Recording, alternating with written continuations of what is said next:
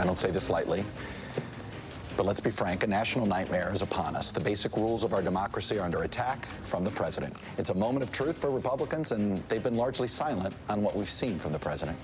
Today, he publicly called on 2 foreign governments to interfere in the presidential election by investigating his chief 2020 political rival. This moment should arguably be a national emergency. The founding fathers would have considered it a national emergency if the president publicly lobbied multiple foreign governments to interfere in the next election. This week, our very own Chuck Todd made a somber declaration on the state of our nation, the same day Donald Trump stood on the White House lawn to say this. Likewise, China should start an investigation into the Bidens, because what happened in China is just about as bad as what happened with Ukraine. So I would say that President Zelensky, if it were me, I would recommend that they start an investigation into the Bidens, because nobody has any doubt that they weren't crooked. As Chuck Todd noted, what we heard from the president that day was a public admission of the allegations at the center of the House's impeachment probe, as well as the original whistleblower's complaint. This is not hearsay. This is not a leak. This is not a whistleblower complaint. It's not a memorandum of a phone conversation. You heard the president himself do it on the White House lawn. The magnitude of this story is undeniable. Only 3 other presidents in the nation's history have been subjected to impeachment proceedings. But if this is a national emergency, the way Chuck is describing it, is the national mainstream media treating it as such? In some ways, yes, since the original whistleblower on Ukraine became national news, the mainstream media has been doggedly following the rapidly exploding scandal that's threatening to bring down the Trump presidency. It's a story that offers new, compelling evidence almost daily, including the breaking news today that the whistleblower's attorney now says he represents multiple whistleblowers. And yet, when we think of a national emergency, we recall moments of collective crises which engulfed the nation. It felt like the only story the mainstream media covered at the time. Is the mainstream media treating Trump's scandals and potential impeachment the same way? And if it's not, should it?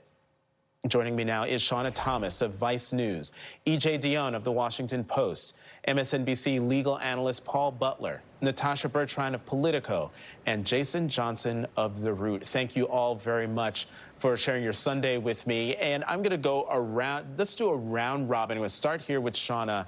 And are we in a national emergency? And is the media covering it as such? I mean, I think we are in somewhat of a national emergency. We are in the process of an impeachment inquiry into the president of the United States. As you said in the intro, it hasn't happened that many times in this country, so we are. And I do think, based on the headlines in the New York Times and the Washington Post, I think based on the coverage on this network and other networks, it is being treated as such. I do think everything having to do with this president, though, because there's so many little things. There's the tweets. There is him going on the White House South Lawn and basically saying the thing that he wasn't supposed to say in public. Yeah, I did it. And that there's so many little things. And we have covered this president in such a way for the last 3 years that every tweet seems like a big deal and every other thing, that maybe it is a little hard to distinguish that this is different. And I do think what that means is you actually need things like what Chuck Todd did, which is try to like reset and say, hey, guys, yes, we are going to cover the tweet that seems to say the thing that the president shouldn't say. We're going to do this, but this is actually bigger. So I think it has to do with the context we as the media put this in, and that's on us. EJ? You could argue we've been in a national emergency since, the day after the 2016 presidential election, given the nature of this presidency. But I think I'm glad Chuck said what he said, and I think you're seeing a real toughening of the media when you have the president of the United States going out there and ratifying what he's been accused of all along, which is seeking the influence of a foreign power in our election on his own behalf. Our Washington Post colleague, our great media critic, Margaret Sullivan, said the mainstream media must end its addiction to both sides journalism, which gives falsehoods the same opportunities as truth. And I think you're seeing that now. I think we should be all for all sides journalism. There are often more than 2 sides to a question. When people have legitimate fact-based arguments against each other, but truth cannot be given the same level of coverage as falsehood. We shouldn't make them equivalent. And there are moments in politics when one party has an interest in the truth and the other party has an interest in falsehood. President Trump lies. It's not partisan for the media to be partisan toward the truth, but it can look like that if one side of the argument, as President Trump has shown, needs to tell lie after lie after lie. But I think it's worth reiterating, objectivity does not mean both sidesism. Right. That's, I think, what I'm saying. Yes, exactly. I just want to reiterate that for everybody. But, you know, but I am for real debate, but real debate when something Based in is truth. based in truth. Based in truth. Paul Butler. So, Jonathan, this week we learned early in the week that there was credible evidence that the President of the United States violated the campaign financing laws when he directed a criminal conspiracy to get foreign leaders to interfere in our election. Near the end of the week, we saw the President of the United States commit this same crime on national television when he solicited China for dirt on the Bidens. So we certainly have a national crisis. I think the constitutional remedy for this crisis is impeachment and then removal from office. The national emergency will be if it turns out that the Constitution doesn't work because of the politics. If the Republicans, the 20 Republicans who would need to vote along with the Democrats in the Senate to remove the president from office, if those 20 Republicans don't step up, then we have a national emergency. Because what we have is a president corrupt through and through, and the Senate wouldn't fulfill its constitutional responsibility to protect our democracy. And the reason we know about this emergency is because of the media.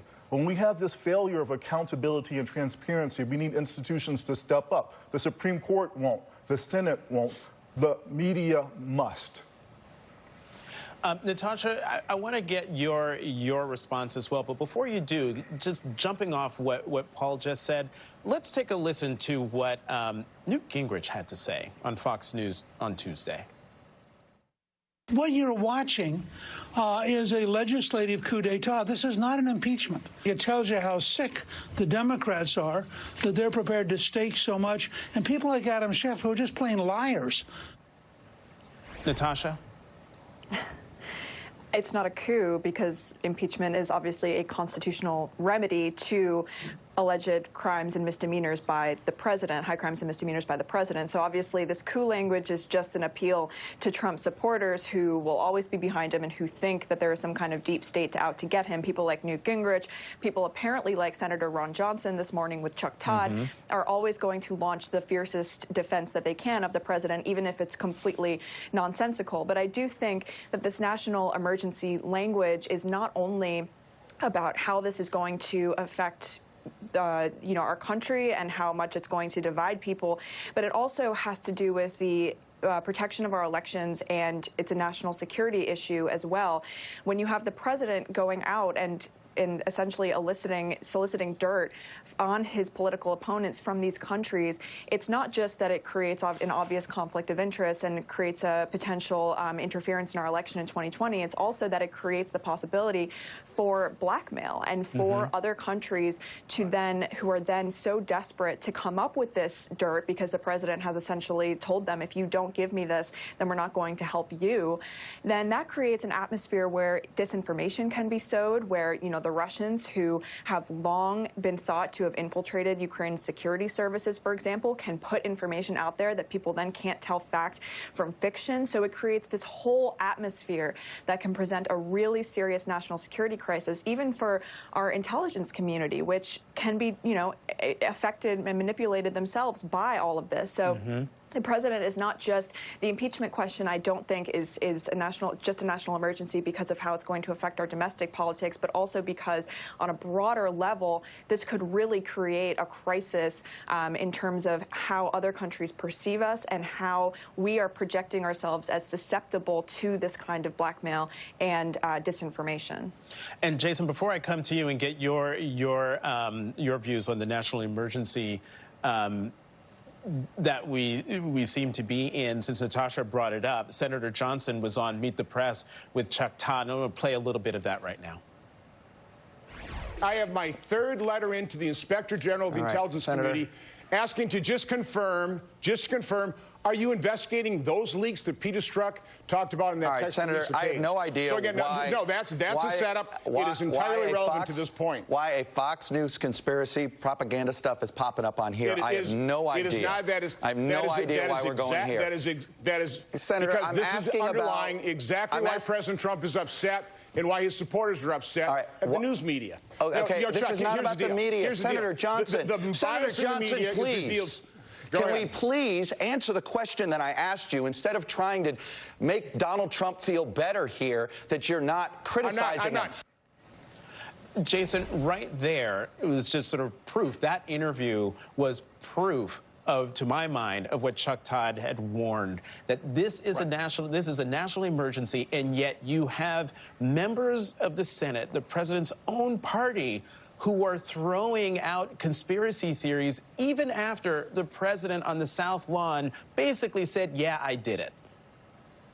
Well, gotta be honest, like if lying politicians is a national emergency, we've had that problem for a long time. If lying Republicans is a national emergency, we've had that for a long time. But I will say this. I think one thing that is important to remember, and Chuck Todd was exactly right, it's a national emergency. But what we're seeing now is that for all of the terrible norms that Donald Trump has destroyed, for all the ways that Mitch McConnell and Republicans in the Senate and Republicans in the House have stomped over how our Constitution is supposed to operate, for now, the system still appears to be working because we actually are going to have an impeachment process. If the impeachment process were not beginning, I would say we are beyond constitutional crisis. We are beyond national emergency, and we basically all should just be, preparing escape bags and running up to Canada at this point. As long as we still have a system that appears to be working reasonably well, even if we may or may not be happy with the eventual result, we are at least in better shape than we could be. Now, when you get to the Senate, I don't necessarily expect many Republicans, unless it's a private secret ballot vote like you're in high school, I don't expect many Republicans to necessarily stand against this president. But if we at least have a system that goes through the process of an actual impeachment hearing and actual votes, it means we are better off than maybe we thought we were going to be 8 to 10 months ago. Wow. You know what I want to say, that with the Republicans in the Senate, I agree with Jason, the likelihood right now is no one. The only way this could change is if the whole bottom falls out like it did with Richard Nixon. And even with Richard Nixon, there were Republicans who defended him until the end. And there may be Republicans saying, it'll hurt me in the long run in the party if I vote no, even if this is a catastrophe. I just want to say one other quick thing. The thing that worries me about all this coverage is we should be on this exactly the way we are. We cannot lose sight of everything else that's going on in this administration. I was struck this week that Trump administration issued rules that would slash all kinds of needy people off food stamps or cut their benefits. It got coverage, but in the back of the newspapers, small on websites, very little television, somehow the media has to keep covering the actual working of government and give the attention that this national emergency deserves. I mean, I think the one thing that does interest me in what Ron Johnson said on Meet the Press is that he brought up the things that Chuck called, like, Fox News conspiracy theories, blah, blah, blah. The thing is, those things are actually being investigated right now. The DOJ has opened an investigation into how did the entire Russia investigation go into place. You can say that investigation is valid or not valid. It's being investigated. So the question for Republicans is, okay, that thing you wanted investigated, Barr is taking care of that. Are you okay with an investigation into the president asking Ukraine to investigate Biden? That's a question that every Republican needs to be asked. And that if you're not okay with that, why are you okay with this one thing and not this other thing? Paul, well, maybe this isn't for you, Paul, but maybe I'll throw this out to anyone who might have the answer to this question. When the president said that he thought China should investigate Vice President Biden because what he did in China was as bad as happened in Russia. I'm trying to understand what was. Are you trying to make that make sense? What was China? Yes, I am, because every time I hear the quote, I'm thinking, what is China? What did Vice President Biden do in China? What is he talking about? What is President Trump talking about? Does anybody know? No, the answer is he's making up charges. It up. Okay, I just want to put that out. The scary thing is, this is a guy who says he's getting tough on China in trade, but then he seems to be saying, hey, maybe if you give us dirt on Biden somehow, we can move these trade negotiations. Or, again, another of our colleagues, Dana Milbank, this isn't America first, it's Trump first. Jason, was that you jumping in there? Right. Yeah. I just want to say, like, the president just lies all the time, and he keeps making things up. So he's going to ask Russia, he's going to ask Ukraine, he's going to ask China, he's going to ask Cobra, he's going to ask Hydra, he's going to just make things up that will be going after Joe Biden at this point. I think what the press's responsibility is, and we're sort of talking about how people have gained a spine this week, et cetera. That's all well and good. When the president lies, you just have to say he's lying. When the president, it's like Nicole Wallace did last week, where it's like, when the president's just lying in a speech, we're not even going to cover it. That's the responsibility of the press, to sort through what is obvious lying and not give it oxygen when the president isn't telling the truth. But not put people on the air who are going to routinely lie. That is our responsibility. The public is going to decide what they want to decide, but we can't let the liars keep going.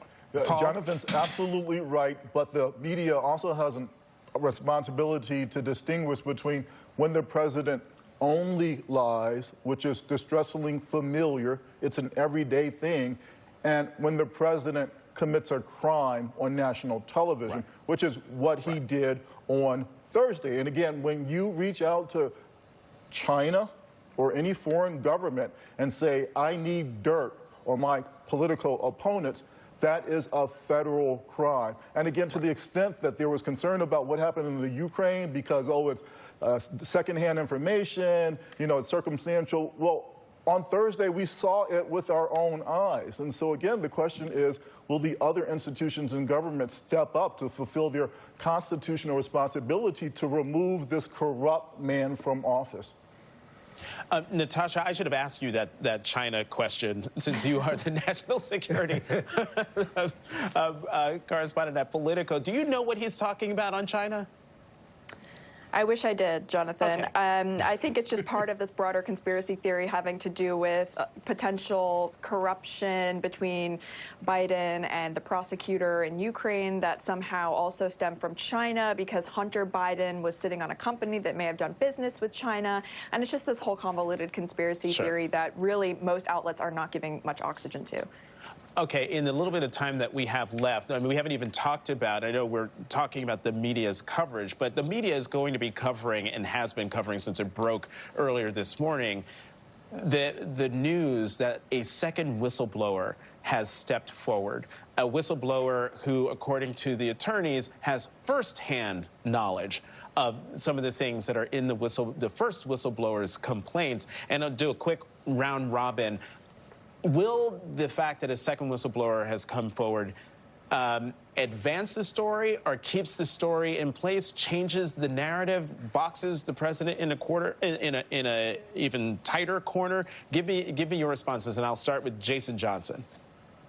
Oh, this helps because there's going to be a flood of whistleblowers coming forward. Everybody is covering their butts at this particular point. So maybe these are the adults in the room. Maybe it's people who are just concerned. They should have Blow the Whistle as their theme song every single time they come forward, because that's what we're going to see for weeks and weeks and weeks now. And I think what's important to remember is that it's one thing to try and squelch one whistleblower, to intimidate him or her, find out things about their family. But when it was 4, 5, 6, 7 different people, some of whom may have been appointed by the Trump administration, many of whom may be lifelong Republicans, that is a sign that the dam is finally breaking. Natasha?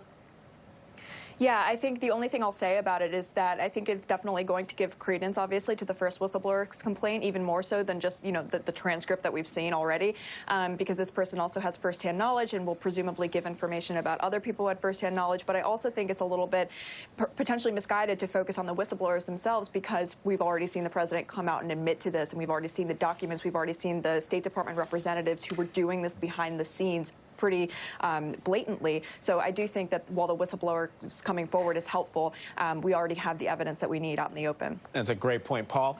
What Natasha said. So the question of the investigation is, did the Trump team shake down the Ukrainians to give them dirt, to make the Ukrainians provide dirt on the president's political enemies? The answer is yes. We know that from the credible evidence of the first whistleblower. The second whistleblower might corroborate that. The second whistleblower might even expand what we already know.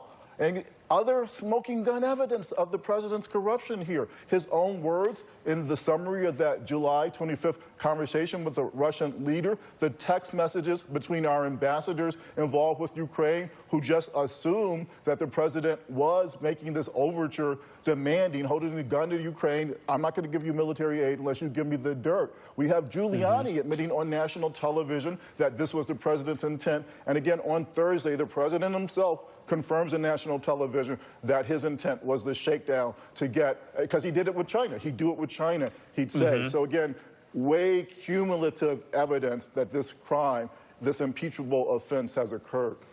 And EJ and Shawna, in what Natasha said and Paul said, what we're talking about here is reality versus the make-believe that the president is trying to push out there. Can the press, maybe this is back to your original point, can the press distinguish between the two, at least distinguish between the two for the public? Well, I think the press is trying very hard. You're seeing that on the front pages of the papers today, that, you know, if you had a score here with the new information on the second whistleblower, the score is 75-0 in favor of the original whistleblower versus the Trump administration, and it's only halftime. And so the press can do what it does to put real information out there. And I think more of the people who voted for Trump are open to this than the conventional wisdom says. The real Trump base is actually smaller than he thinks and than a lot of people think. Shawna? The media question is a difficult one, especially because it involves the president of the United States. And I saw when Nicole Wallace sort of cut away from that Trump event because the president was lying. But the thing that we struggle with, and I'm not going to pretend to have an answer for this, but I do think it's something people should think about. The thing that we struggle with is that, yes, he could lie. Yes, he could go out on the South Lawn and say what he said to China and Ukraine. He's still the president of the United States. And not covering his words seems unfair sometimes, because he's the biggest leader in the world. And so I do think, like, this is a struggle the media has of, like, he's the president, his words matter. Even when he lies, his words matter. And it is up to us to put that in context, but sometimes that context is very difficult when he can talk for 30 minutes or 45 minutes at a rally. Like I said, I don't have an answer, but it is something that people should know that we struggle with as journalists. Right, and that's a great point. We got to go. Jason Johnson, thanks for your time this morning. We'll see the rest of the group later in the hour. If you haven't noticed, we're in a Maddow moment. My colleague Rachel has a new book out. Joy's interview with Rachel Maddow next on AM Joy.